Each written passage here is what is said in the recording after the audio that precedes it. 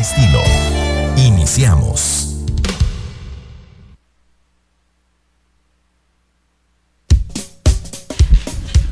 Buenos días, amigos.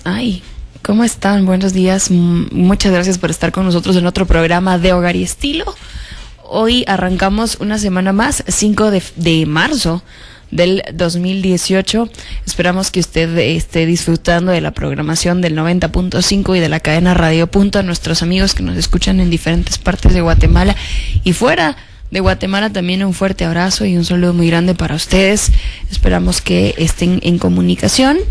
Que disfruten este programa que tenemos preparado para ustedes. Sabemos que va a ser de utilidad, que va a ser muy bueno y que nos va a ayudar a contribuir para ser unas mejores personas, para cambiar no solo nuestro ánimo emocional, sino también físico, porque vamos a ir entendiendo muchísimas cosas y eso nos va a ayudar a crecer como personas. Así que, pues bienvenidos a este programa. En controles, Carlos Mancilla, tras micrófonos, Keila Castillo de Chicas. Nos encanta estar aquí con ustedes y, ¿por qué no?, haciéndoles compañía y que ustedes sean también compañía nuestra. Una frase, un mensaje, una motivación. Pensamiento del día.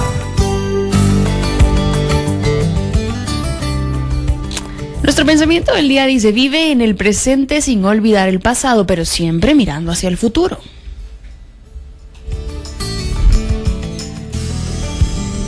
Un experto contestará sus dudas en la Clínica de Hogar y Estilo. Bueno, muchas gracias a ustedes, amigos, por estar con nosotros en otro programa. Hoy vamos a abordar un tema poco tratado en nuestra población guatemalteca, y en este programa específicamente este año pues no lo hemos abordado y creemos que es de vital importancia. Hoy vamos a abordar enfermedades raras. Nos acompaña para este programa el doctor Jorge Ortiz. Él es pediatra y también tiene una especialidad en genética perinatal y está con nosotros acá, a quien le damos la bienvenida. Muchas gracias, doctor, por estar con nosotros. ¿Qué tal? Muchas gracias por la invitación. Muy buenos días. Buenos días. A propósito de estas enfermedades raras, el 28 de febrero, recién pasado, fue el Día Mundial de estas enfermedades. No lo pudimos abordar ese día, pero no importa. Unos 8 días después estamos acá para poder tocar este tema que me parece es muy importante. Sí, muchas gracias. Es un día bastante importante realmente para los que nosotros, como yo, estamos en el día a día tratando de dar un diagnóstico a los pacientes que tienen o se sospecha tener algún tipo de enfermedad rara, porque de alguna manera hace concientización en todo la sociedad, realmente que somos importantes todos para poder tener un diagnóstico definitivo de nuestras enfermedades. Y es bien interesante porque usar el término raro, al final alguien podría decir, estás siendo un poco grosero por usar raro o enfermedades raras en este caso, pero seguramente usted nos va a explicar por qué enfermedades raras. Sí, la verdad es que es un término que se ha tratado de ir modificando un poco en el transcurso del tiempo, pero no se ha llegado a un consenso general de realmente cómo poderle llamar a este tipo de enfermedades. Las enfermedades raras son esas precisamente que se producen con un número muy pequeño dentro de una población, y la definición que más aceptable ha sido a nivel internacional es aquella que nos dice que existe un paciente por cada 2,000 habitantes. Decir que existe uno por cada 2,000 habitantes es una cuestión extremadamente poco frecuente o rara. Pero cuando nosotros vemos la cantidad de pacientes o la cantidad de enfermedades raras que realmente existen, que algunos listados dicen 7,000, 8,000, la OPS, la OMS, por ejemplo, les dice que pueden existir hasta 10,000 enfermedades raras, pues entonces ya se pone uno a pensar que probablemente tener una enfermedad rara no va a ser tan raro. ¿Sí? Y si nosotros vamos viendo que ese tipo de enfermedades raras también son hereditarias o son heredadas dentro de la misma familia, pues muchas veces lo raro dentro de esa familia es ser sano. O sea, no es no tener la enfermedad, o el problema o la característica por la cual están consultando. Entonces, probablemente, por poner un ejemplo, si el color celeste de los ojos es una característica propia de una enfermedad que pueda ser de una enfermedad rara, y hay pacientes o hay miembros de la familia que no los tienen de ese color celeste cielo, pues probablemente el raro va a ser el que no los tenga y no precisamente el que tenga la enfermedad. Por eso es que a veces hay una cuestión que es sumamente importante en las definiciones, y pensar que realmente, aunque se digan raras, es probable que algún miembro de la familia o algún conocido nuestro pueda tener o estar padeciendo algún tipo de enfermedad de estas. O sea que al final usted menciona que esto tiene en un buen porcentaje algo genético. Exactamente, el 80% de las enfermedades raras, y poniendo un número promedio de unas 8,000 enfermedades raras, el 80% de ellas tienen algún tipo de componente genético. Entonces, cuando ya hablamos de 80%, es una cantidad bastante grande. Y eso nos sirve a nosotros los médicos que nos dedicamos a hacer un poco de genética, porque nos volvemos médicos de familia, no médicos de un solo paciente. Y una de nuestras obligaciones al tener a un miembro de la familia con algún padecimiento de este tipo es poder buscar un poco más dentro de esa familia para poder saber o para poder identificar algunos miembros de la familia que estén afectados, pero que no tengan la enfermedad de una manera tan severa como probablemente nuestro paciente principal la está teniendo, o tengan otras complicaciones. Todo esto con el objeto de poder salir adelante a las complicaciones, tratar de mejorar la calidad de vida de los pacientes, y tratar en algunos momentos determinados de poder dar un tratamiento específico al paciente por la enfermedad que está teniendo. ¿Esto podría, algún tipo de enfermedad rara podría ser producto del cuidado o de los no cuidados en el embarazo? O sea, como algo fortuito lejos de algo genético. Sí, puede ser. Incluso la estadística a nivel internacional le dice a usted que de todos los nacimientos que haya en algún hospital, sea cual fuera el hospital que tenga, el 3% de todos estos niños que nacen allí probablemente van a nacer con algún defecto que es visible al momento de nacer. Probablemente con un brazo, con labio paladar hendido, con un problema en su pabellón auricular, aún siendo hijos de papás completamente sanos. O sea, todos estamos expuestos a tener algún hijo con algún tipo de problema o enfermedad de esta rara, y lamentablemente pues ese es el riesgo que por ser humanos nosotros tenemos. Otra situación muy particular para esto de las enfermedades raras también es, por ejemplo, el uso de algunos medicamentos que puedan en determinado momento tener algún efecto sobre el bebé si se ha utilizado en etapas muy tempranas del embarazo. El ejemplo clásico de esto pudiera ser, poner un ejemplo, el alcohol, las bebidas alcohólicas. Claro. Si se consumen durante el embarazo pueden causar problemas importantes en el bebé, algo que se conocen como efectos teratogénicos, efectos directos sobre el niño, que no es porque el niño haya traído algún tipo de información genética dañada, sino por la exposición que tuvo a algo que le causó un problema al momento de estarse formando dentro del vientre de su mamá. Y no podría, o sea, por poner un caso, usted menciona el alcohol, pero podrían ser muchas causas. Sí, pueden ser muchas hay medicamentos que obviamente no están aconsejados durante el embarazo, y por eso lo importante de que la mayoría el 100% de los embarazos pudieran ser planificados, pero sabemos que eso es realmente algo que no se da en nuestro medio. Claro, definitivamente esto es un tema para otro día, porque también es igual de extenso que el tema que estamos abordando hoy. Y hablando de estas enfermedades raras, ¿podría alguien padecerlo aunque no sea niño? O sea, pasar a alguien, quizá ya tiene 35 años, 40 años, y empezar a presentar algún padecimiento de alguna enfermedad rara. Sí, de hecho sí, puede darse. Incluso según la literatura médica científica que uno lee, ahora le dicen que el 50% de las enfermedades raras van a ser diagnosticadas durante el periodo pediátrico, y el otro 50% de las enfermedades raras van a ser diagnosticados en el periodo adulto de la persona.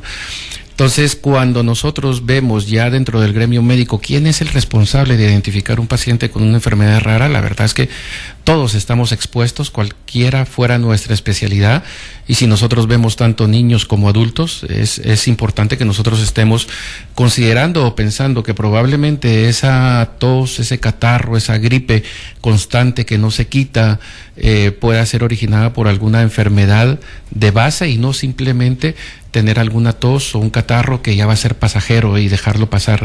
Así que es lo que normalmente nos sucede.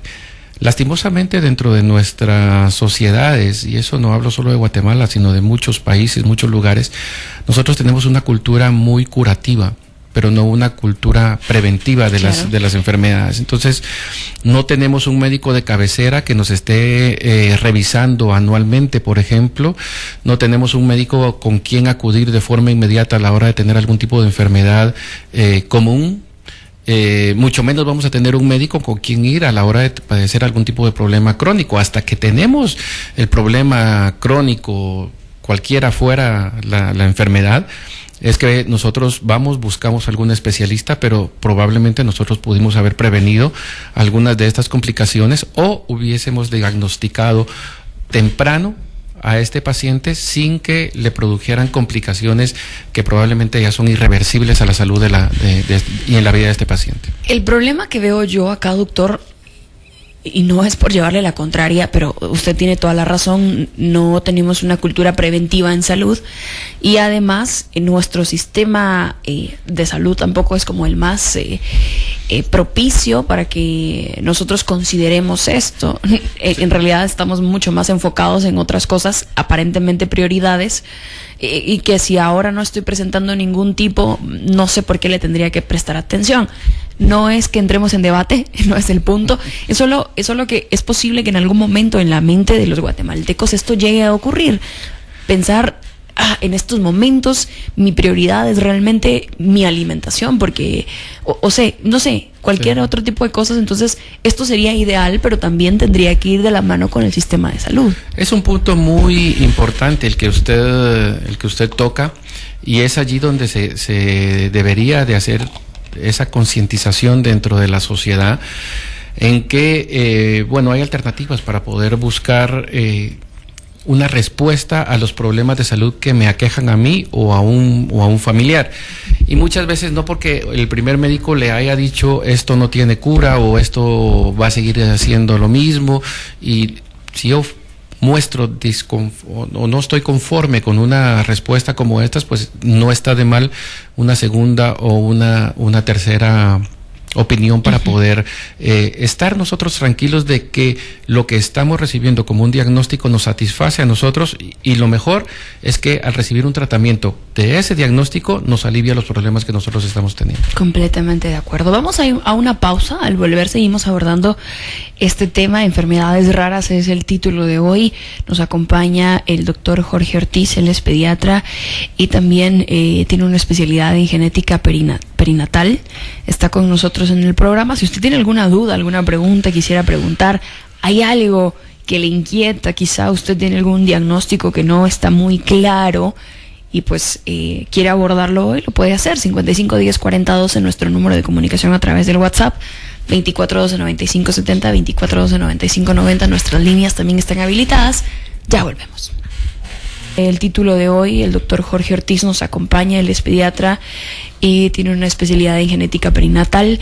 Hoy hablamos de cómo estas enfermedades pues podríamos nosotros incluso estar padeciéndolas o en algún momento llegar a padecerlas porque simplemente están dormidas. Y a propósito de esto, alguien podría tener el gen, no desarrollarlo nunca, pero sí transmitirlo a sus otras generaciones.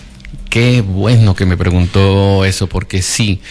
Yo no sé si recuerdan ustedes que en antaño las abuelitas nos decían que a veces las enfermedades podían que se heredaran a la segunda o tercera generación. Pues la verdad es que algo de cierto existía dentro de eso. Cuando nosotros hablamos de herencia dentro de las enfermedades, estamos muy pendientes de pensar en herencia como aquello que tenía mi abuelo, tiene mi papá, tengo yo, lo van a tener mis hijos, mis nietos, y se va a heredar de generación en generación. Ahora se sabe que algunas de estas enfermedades pueden heredarse el gen dañado como tal, pero no manifestar o manifestar muy poco la enfermedad, de alguna manera de que no va a tener una sintomatología tan grave o tan importante como así la puede tener otro familiar que tiene la enfermedad de una manera un poco más agresiva, ¿sí? Y probablemente uno piensa que esa generación se saltó y que ya no existe realmente la posibilidad de que vuelva a tener otra vez un hijo de esta persona teóricamente sana, algún familiar con algún problema de estos, pero sí es posible. En determinados casos es posible que se pueda saltar alguna generación. No existe una explicación realmente por la cual el mismo gen dañado o la misma información genética dañada en la misma familia, a uno sí le vaya a producir la enfermedad y a otro no. Otra situación muy importante es que este es solo una parte de cómo las enfermedades se pueden heredar.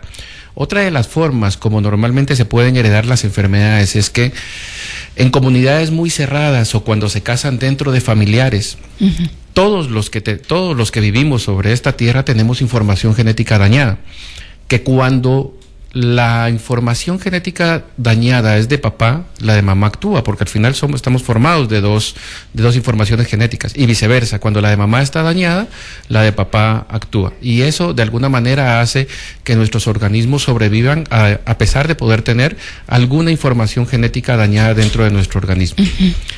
La situación existe en que algunas veces por cuestiones de costumbres, herencias, religión o por puras cuestiones sociodemográficas de poca accesibilidad a otros lugares, nos seguimos casando dentro de las mismas comunidades que son muy cerradas. En ese momento existe mucho riesgo de que si yo tengo un hijo con algún familiar cercano, un primo, una tía, la misma información genética dañada mía sea la misma información genética dañada que mi pareja tenga. Entonces, yo voy a ser completamente sano, pero voy a ser un portador. Mi pareja va a ser completamente sana y va a ser una portadora. Y a la hora de querer tener hijos, pues el riesgo de que nosotros demos inconscientemente, porque obviamente nadie le quiere hacer un daño a un hijo propio, vayamos a dar la información genética que está dañada, y allí es donde nosotros podemos tener algún hijo con una información, con una enfermedad genética heredada, pero que papá y mamá fueron completamente sanos. Entonces, existen esas variantes, y algunas veces nosotros ahora nos podemos explicar por qué algunas comunidades del oriente, del occidente de nuestro país, es frecuente que cuando vengan de un lugar de esto, nosotros rápido pensemos en determinadas enfermedades porque pueden heredarse de esta forma. Claro. Sí.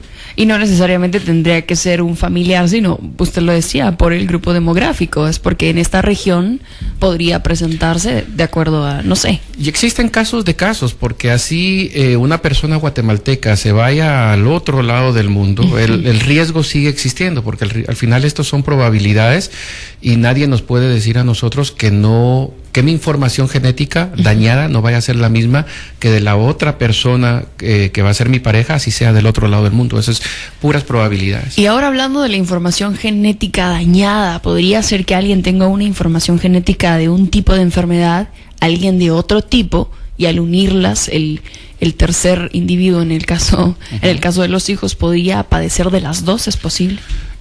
Sí es posible, depende qué tipo de enfermedad nosotros estemos hablando. Y existen algunos casos. Por ejemplo, tuve la oportunidad de conocer una pareja de pacientes cuando hice mi entrenamiento en México de genética. Tuve la oportunidad de conocer una pareja de pacientes con acondroplasia, talla baja, con huesos chiquititos que tienen una deformidad de sus huesos, y ambos tenían acondroplasia. Entonces, el riesgo de que ellos tengan, eso es una enfermedad que se hereda de manera dominante. O sea, con solo uno de los dos miembros de la pareja que pueda tener la enfermedad, existe un 50% de posibilidad de que uno de los hijos vaya a tener la enfermedad. Pero si los dos miembros de la pareja tienen la enfermedad, el riesgo se aumenta a 75% de posibilidad. Claro, ¿sí? Claro. E incluso existe un 25% de riesgo de que las dos informaciones genéticas dañadas vayan al mismo individuo, y en ese caso la doble información genética dañada vaya a ser, o probablemente pueda ser, letal y producir tanta complicación en el bebé que probablemente fallezca dentro del vientre de la mamá o al momento de nacer. Entonces sí existe esas posibilidades de poder tener dos tipos de información genética dañada y dos tipos de enfermedad teóricamente diferentes, pero que se heredan de la misma manera en un mismo individuo. Y ahora, hablando, ya abordamos como a grosso modo estas enfermedades raras, quisiéramos saber si, por ejemplo, alguna de estas afecta al sistema nervioso. De hecho, sí. Y vea qué interesante la situación, porque Por ejemplo, acá en Guatemala, nosotros tenemos una enfermedad que en otros países se considera rara, pero acá es muy frecuente. Le hablo de los defectos del tubo neural. Los defectos del tubo neural principalmente se producen cuando hay una deficiencia de una vitamina que se llama ácido fólico. Y el problema consiste en que no se forma de una manera adecuada la columna vertebral. Claro. Por eso estos pacientes pueden tener múltiples complicaciones y le afecta también, o le puede afectar también su cerebro, produciéndole problemas de hidrocefalia principalmente. En otros países esto es una enfermedad rara que puede producirse en 0.5 por cada 1000 nacidos vivos, mientras que aquí en Guatemala, según algunas estadísticas que ya son un poquito antiguas, hay lugares de Guatemala como el Altiplano que pueden existir 10, 11 y hasta 12 recién nacidos que nacen con este problema de cada 1000 nacidos vivos. Es una cuestión sumamente alta, una enfermedad teóricamente muy frecuente, pero para otros países puede que sea una enfermedad muy rara. Pero en este caso de la enfermedad, con lo que usted decía, el tubo neural, y es debido a que la falta de ácido fólico, aquí no es en el cuestión genética, sino debido a la falta de alimentación o los nutrientes, en este caso por no alimentarse, ¿o qué? Excelente pregunta, mire. Existe la predisposición genética. Yo puedo tener dentro de mi información genética algo que me predispone a poder tener la enfermedad. Y cuando yo disminuyo los niveles de consumo de cierto tipo de vitaminas, es más fácil que yo pueda producir esa enfermedad. ¿Sí? Y obviamente no es solo para el ácido fólico, no nos sirve o no nos previene a nosotros solo problemas de efectos del tubo neural.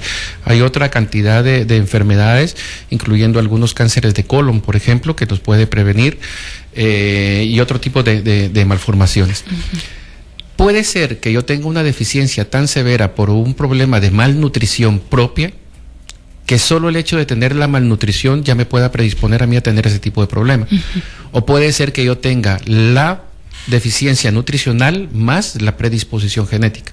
Y de hecho los latinos tenemos mucha predisposición genética a tener información que está relacionada a poder producir este tipo de enfermedad. Entonces nosotros deberíamos de tener un consumo bastante frecuente principalmente de ácido fólico, y de hecho se hace.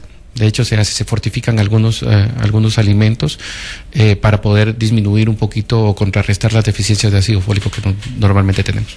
Y por eso es que a las mujeres se les insta antes del periodo gestacional a consumir estos. La verdad es que toda mujer en edad reproductiva debería de estar consumiendo algún tipo de multivitaminas que contengan vitaminas del complejo B, y el ácido fólico es la vitamina B9. ¿Sí? Pero lamentablemente, para prevenir realmente este tipo de problemas, porque la gran mayoría de nuestros embarazos no son planificados. Al final, claro, una mujer queda embarazada y lo sabe que está embarazada hasta que tiene 3, 4 meses o 5 meses y nunca planificó realmente y nunca se cuidó realmente, claro, como debe ser. Existe un mínimo número de pacientes que sí lo hacen, que tienen ese cuidado. Pero nuevamente volvemos a lo preventivo, a lo curativo más que lo preventivo. Entonces, todas las mujeres deberían de tener. Y realmente, si nosotros vamos a ver el beneficio del consumo de estos tipos de multivitaminas, pues realmente no solo la mujer, es también el hombre el que debería de consumirlos. Y no deberíamos nosotros de hacer esto nada más sectorizado a la mujer, sino hombres y mujeres como tal. Sí, porque al final los dos tienen predisposición a cierto tipo diferente, claro, de enfermedades. Y hacemos mucho énfasis en la mujer porque al final la mujer es la que lleva dentro de su vientre durante 9 meses al bebé, y obviamente las condiciones directas la van a afectar a ella, pero los hombres también estamos expuestos a poder tener este tipo de situaciones. Definitivamente. Tenemos comunicación a través del WhatsApp, gracias a ustedes, amigos, que se comunican y nos... sus interrogantes pues son muy importantes para nosotros. Alguien nos pregunta, en el caso de un bebé diagnosticado con trisomía 18, ¿es normal que desde el nacimiento presente una expresión facial de dolor y podría llegar a fallecer al mostrar sus rasgos faciales naturales? La verdad es que sí, lamentablemente dentro de las trisomías la más frecuente es el síndrome de Down, que son los que nacen. O sea, los pacientes que tienen un tipo de trisomía que nacen son los pacientes con síndrome de Down. Lamentablemente la segunda Y tercera, en frecuencia que uno puede ver al momento del nacimiento es la trisomía 18 y la trisomía 13. Uh-huh. Lamentablemente las trisomías puras con este tipo de enfermedades son generalmente letales por la cantidad de complicaciones que ellos tienen, y algunos tienen problemas del corazón, otros tienen malformaciones cardíacas, otras cerebrales, pero generalmente muy poco probable que puedan vivir durante mucho tiempo estos bebés si son trisomías puras. Si son trisomías, algo que se conoce en genética como mosaico, en donde hay varios tipos de células dentro del cuerpo, pues es probable que sí puedan vivir un poco más. Alguien nos pregunta acá si es posible que usted explique que la disautonomía vegetativa es algo genético, y si esto podría pasar de generación, es algo genético, ¿no? Hasta donde tengo entendido, sí tiene algún tipo de componente genético. La verdad es que, como le mencionaba desde el principio, existen 8,000, 10,000 tipos de enfermedades raras, y de ahí la importancia de que todos los médicos estemos familiarizados de algún tipo de algún modo con este tipo de enfermedades. Esto es una enfermedad que tendría que estar viendo el neurólogo, tanto de adultos como de niños. Y ahora una situación muy importante que hacemos es el trabajo en equipo con los distintos especialistas. Obviamente el neurólogo ve la parte de darle un tratamiento a este paciente ya que tiene un diagnóstico, ya que en común pudimos hacer un diagnóstico, y el médico que se dedica a genética en este caso le da el seguimiento con respecto a lo que es la educación en cuanto a dos preguntas muy, muy importantes, que es básicamente la asesoría genética. Uh-huh. ¿Por qué se produjo esto? Que si sabemos es por un gen dañado, probablemente lo más probable es que vaya a ser heredado, y qué riesgo existe de tener otro hijo con un problema semejante. Algunas veces es un poco difícil poder contestar este tipo de preguntas en una primera visita o sin haberse hecho algunos estudios dentro de la familia, porque existen mutaciones que son nuevas, ¿sí? Uh-huh. Puede ser que yo sea completamente sano, o tenga yo una pareja frente a mí de esposos que sean completamente sanos, pero que por alguna razón ellos tuvieron un hijo con algún tipo de enfermedad que se hereda de manera dominante. Uh-huh. Probablemente porque tuvieron una mutación nueva que fue única y exclusivamente de este bebé, y que probablemente no hay mayor riesgo más que el riesgo de la población en general de poder tener otro hijo con un problema semejante, pero eso no lo vamos a llegar a saber hasta no poder, primero, tener un diagnóstico definitivo de qué es lo que tiene el bebé, y luego saber si se heredó o no se heredó, o fue un caso nuevo propio solo del bebé. Claro, y ahí está la interrogante muchísimo más abierta y un poco más difícil de poder esclarecerla, porque habría que descartar cualquier posibilidad. Incluso, no sé, usted es el experto, pero se me ocurre que podría ser que los padres, ninguno de los dos presente ninguna complicación, aparentemente no tengan ningún gen que pueda perjudicar, pero los abuelos sí. Exactamente, y eso era lo que hablábamos antes también, ese salto que a veces se dan dentro de las generaciones con teóricamente ninguna enfermedad, aunque probablemente la enfermedad se expresó muy poco en estas personas, pero sí ha venido heredándose. Por eso es que a veces es muy complicado a simple vista poder decir, bueno, sí, definitivamente usted no tiene la enfermedad, eso se quedó con su abuelo, claro, se quedó con su papá, y entonces usted está exenta de poder tener otro hijo con un problema como estos. Y cuando tiene usted su hijo, Dios no lo quiera, con la misma enfermedad que tuvo el abuelo, que tuvo el papá. Hasta no hacerse esos exámenes probablemente no podamos responder bien esa pregunta. No se puede descartar ninguna posibilidad si no se tienen los exámenes propios de la misma. Vamos a irnos a una pausa y ya llegamos al momento del corte, pero al regresar seguimos abordando las interrogantes que ustedes tienen a través del WhatsApp 55 10 40 12, 24 12 95 70, 24 12 95 90. Estos son nuestros números, están habilitados para que usted se comunique. Ya volvemos.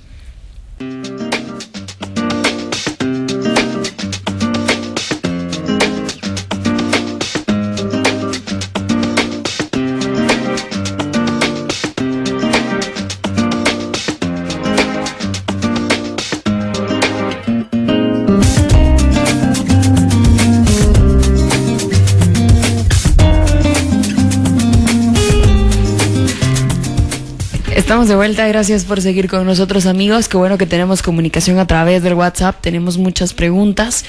Nos disculpamos si en algún momento no vamos a poder abordar sus interrogantes, porque la verdad es que el tema es muy amplio. Ya lo mencionábamos al principio con el doctor Jorge Ortiz, quien nos acompaña en el programa, y nos hacía mención que cerca de 7 a 10,000 enfermedades raras son las que se podrían llegar a producir, y nosotros pues no nos va a dar tiempo. Apenas hemos abordado 2 o 3. Imagínense ustedes, tendríamos todo un año para hablar de este tipo de enfermedades. Ahora, alguien nos preguntaba a través del WhatsApp y nos mencionaba sobre estas enfermedades del depósito lisosomal, que me parece que sería importante que a grosso modo lo abordáramos y lo ampliáramos para que luego entremos en materia y poder resolver la duda. Exactamente, muchas gracias. Las enfermedades de depósito lisosomal son enfermedades que tenemos heredadas.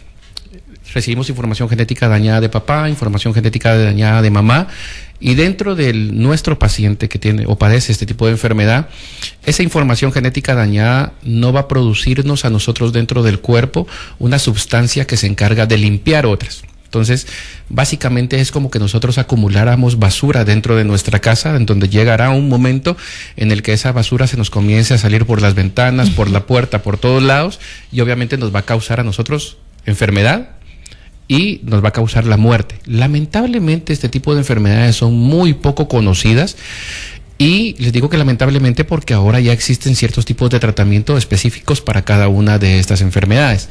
Como son sustancias específicas las que están disminuidas o las que están bajas o no se producen de una manera adecuada dentro del cuerpo, muchas veces el tratamiento es específico para una enfermedad. Entonces, si nosotros tenemos diagnosticado a un paciente, por ponerle un nombre, con una enfermedad tipo Gaucher, el tratamiento es bien específico para ellos y no es el mismo tratamiento que para ninguna otra de las otras 49 enfermedades de depósito lisosomal. Por eso es lo importante de llegar a tener un diagnóstico bien específico y bien oportuno con cada uno de ellos. Cuando nosotros le damos el tratamiento a este tipo de paciente, lo que estamos dándole realmente es esa sustancia que el cuerpo no produce, ¿sí? Yo les hago la mención a mis pacientes de que la analogía o la manera de pensar en esto es como cuando nosotros tenemos un paciente con diabetes. Si nosotros tenemos un paciente con diabetes que necesita insulina, que es también una sustancia importante dentro de nuestro cuerpo, si nosotros no le damos el tratamiento adecuado, no le damos la insulina adecuada, pues entonces vamos a tener complicaciones en nuestro paciente. Y puede ser que durante algún tiempo vaya a estar bien, pero en determinado momento vaya a empeorar. Lo mismo es para este tipo de enfermedades. Cosa importante que siempre preguntan los pacientes es: ¿cuándo comencé o cuándo se inició esta enfermedad en mí? Si yo tengo una enfermedad genética de este tipo, lo más probable es que haya comenzado a producir ciertos cambios dentro del organismo desde que estaba dentro del vientre de la mamá. Entonces, y los síntomas al principio pueden ser muy inespecíficos, por ejemplo, dolor en sus extremidades inferiores, por ejemplo, que van a tener fiebres pero que no sepan cuál es el origen de la fiebre, y normalmente le decimos, bueno, tiene dolores en sus extremidades inferiores, son dolores de crecimiento. Tiene fiebre, lo más seguro es que tenga una gripe, y ya le vaya a pasar, tómese su acetaminofén, y de hecho le pasa, pero cuando eso ya se hace repetitivo, cuesta con los medicamentos tradicionales disminuir la sintomatología que tienen los pacientes, es allí donde se le hace un poquito de conciencia al público en general en seguir insistiendo, en seguir consultando, en tratar de buscar una segunda o una tercera opinión para poder tratar de dar un paso extra y no solo aliviar o darle o recibir un medicamento que le vaya a aliviar el dolor de sus extremidades inferiores, sino investigar por qué es que se están produciendo con tanta regularidad ese tipo de problemas. Y cuando usted menciona que existe un tratamiento, el tratamiento lo que hace es no erradicarlo, no, solo mantenerlo. Sí, en este momento el tratamiento no es curativo. O sea, no es que vayamos a dar un medicamento para curar la enfermedad, pero sí es un medicamento en donde se repone o se le da al paciente una sustancia que ellos no producen, y eso estabiliza y detiene la enfermedad. Y muchas veces en algunos tipos de enfermedades muy puntuales incluso vuelve otra vez a la normalidad órganos que probablemente estaban severamente afectados. Por ponerle a usted un ejemplo, en los pacientes que tienen problemas de enfermedad tipo Gaucher, ellos van a tener anemia, sus plaquetas van a estar bajas, que son esas células que normalmente producen la costra en cualquier raspón, va a tener un hígado muy grande, va a tener un vaso muy grande. Cuando nosotros vemos a los pacientes severamente afectados, muchas veces decimos, bueno, este paciente con toda esta sintomatología que tiene no va a tener ninguna recuperación con los tratamientos que le podamos dar. Ahora ya tenemos la experiencia de más o menos 12 años de tener al paciente más antiguo tratado acá en Guatemala, que tenía un vaso, un hígado sumamente grande, que está sumamente anémico, que tenía plaquetas sumamente bajas y que nuevamente volvieron a regresar a valores relativamente normales, y que en este momento continúa recibiendo su tratamiento, lleva una vida completamente normal, trabaja, tiene su familia, tiene 3 hijos y recibe su tratamiento cada 14 días por vía intravenosa, que es como normalmente se tiene que poner, y está bien. O sea, si la mira, si se ve a la paciente en este momento, pues obviamente nadie va a notar que tenga o esté enfermo o tenga algún tipo de enfermedad. Obviamente es chiquita, menudita, delgadita, que son problemas que ya fueron quedando de este tipo de enfermedad, y problemas nutricionales que obviamente son parte de nuestra misma sociedad, pero la enfermedad como tal está controlada y no evolucionó a tener más complicaciones, que bien pudo haber sido la muerte incluso para estos pacientes. Y a propósito del tema nutricional, este factor o los factores ambientales podrían como contribuir a que se desarrolle algún gen que esté dormido en algún momento y que, bueno, esto sea el detonante, o no tiene nada que ver. Bien, la verdad es que sí, y últimamente se ha hablado mucho sobre una rama muy particular de la genética que se conoce como epigenética, que es cómo los factores medioambientales pueden influir para producir enfermedad dentro de una persona sin modificar la información genética como tal. Recordemos que la información genética viene dentro de unas estructuras en cada una de nuestras células, viene dentro de unas estructuras que se conocen como cromosomas. Esos cromosomas vienen, pero por decirlo de alguna manera, completamente enrollados o empaquetados. Y ese enrollamiento o empaquetamiento muchas veces lo producen proteínas que no tienen nada que ver con la información genética como tal, pero que si no están estructuralmente bien hechas y colocadas en el lugar donde tienen que estar, pueden activar o inactivar regiones o genes que probablemente puedan producirnos enfermedad. Por eso es que volvemos otra vez al campo de la nutrición con la cuestión de la dieta en cuanto al uso de multivitaminas, porque se ha visto que las multivitaminas tipo ácido fólico, vitaminas del complejo B, zinc y todo este tipo de sustancias, algún papel juegan importante en cuanto a la regulación del funcionamiento de los genes a través de esta parte de la genética que se conoce como epigenética. Doctor, tenemos muchas preguntas a través del WhatsApp. ¿Usted podría darme un número del 1 al 10? 8. 2, 3, 4, 5, 6, 7, 8. Ahí. ¿El autismo es genético? Preguntan por acá.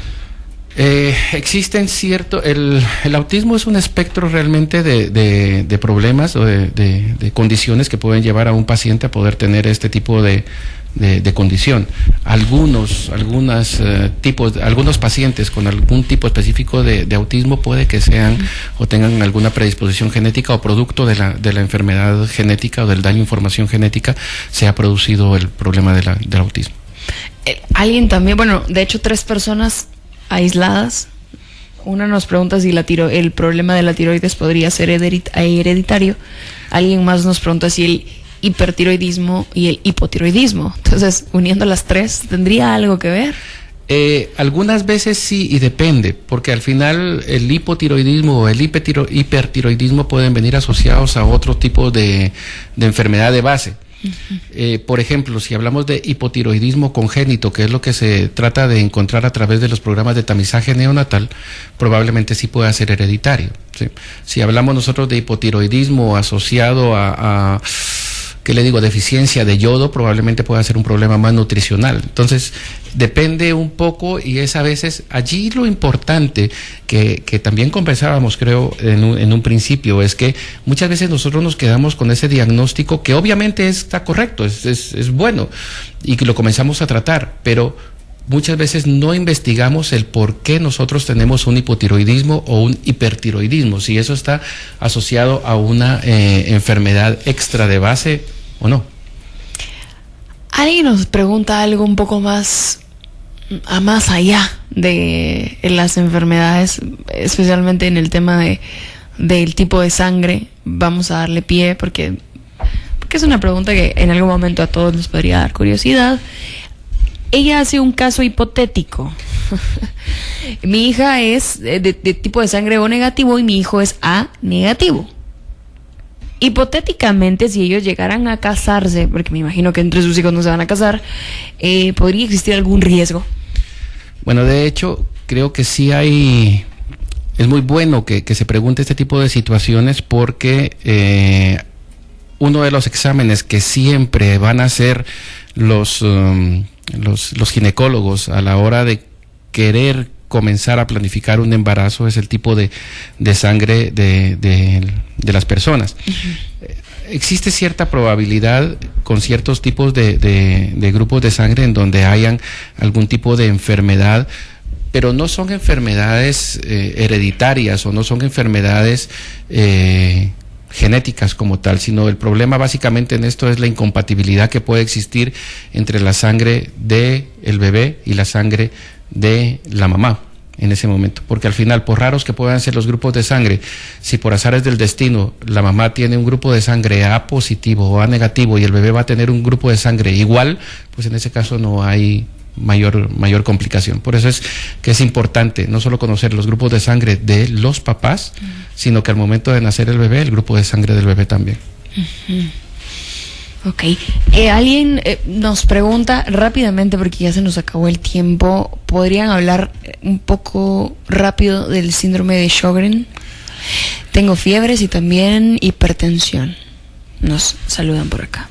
Bueno, es una enfermedad que probablemente le vaya a dar algún tipo de complicación en cuanto a una poca sudoración en ciertas áreas, principalmente sus manos, algunas veces también un poco de pérdida o problemas en la producción de lágrimas o de las glándulas que producen secreciones. Es un diagnóstico que obviamente es relativamente frecuente, aunque cae todavía dentro de lo raro, pero es fácilmente confundible con otro tipo de patologías. Por eso lo importante de esto al final es poder saber que si existen más miembros de la familia con algún tipo de problema semejante a esto y no alivian realmente con el tratamiento convencional que su médico les da, buscar con su mismo médico o con otro médico diferente una alternativa. Generalmente el Sjögren se los va a estar viendo los médicos de reumatólogos, que están muy abiertos y son muy buenos y están muy abiertos a pensar en este tipo de cuestiones raras, sobre todo allí cuando el paciente no tiene una evolución adecuada, uh-huh, de la enfermedad. Y un poco el mensaje que les dejo a los médicos también es que cuando nuestros pacientes no evolucionen de una manera como nosotros estamos acostumbrados a ver a que nuestros pacientes respondan a los tratamientos o evolucionen a determinada edad o estén fuera de los rangos de las edades que normalmente dicen que son más frecuentes esas enfermedades, consideremos otros tipos de posibilidades y estas enfermedades raras pues obviamente van a comenzar a fluir allí como un poco más frecuente de lo que ya lo tenemos. Ojalá no.